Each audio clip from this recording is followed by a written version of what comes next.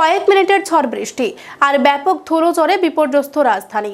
জানা গেছে, দিল্লি এনসিআরে ঘন্টায় 60 থেকে 70 কিলোমিটার বেগে ঝড়ের দাপটে উপড়ে পড়েছে বহু গাছ, ভেঙে পড়েছে বাড়ি। প্রাকৃতিক দুর্যোগে দিল্লিতে 2 জন প্রাণ হারিয়েছেন, আহত হয়েছেন কমপক্ষে 23 জন। সূত্রের খবর, গাছ উপড়ে পড়া, বাড়ি ধসে যাওয়া, হতাহতের ঘটনা ঘটেছে। শনিবার রাতে অন্ততপক্ষে 55টি বাড়ি ক্ষতিগ্রস্ত হয়েছে। বিদ্যুতের খুঁটি উপড়ে যাওয়ায় ভোগান্তিতে বিস্তীর্ণ এলাকার মানুষ। দিল্লি বিমানবন্দর সূত্রে খবর, ঝড় বৃষ্টির কারণে দিল্লিগামী 9টি বিমান জয়পুরের দিকে ঘুরিয়ে দেওয়া হয়েছে।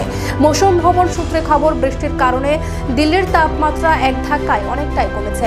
এই ঝড় বৃষ্টির কারণে দিল্লি ও সংলগ্ন এলাকায় ধুলোঝড়ের সতর্কতা জারি করা হয়েছে। ঝড়ের পাশাপাশি হালকা বৃষ্টি হতে পারে বলে জানা যায়।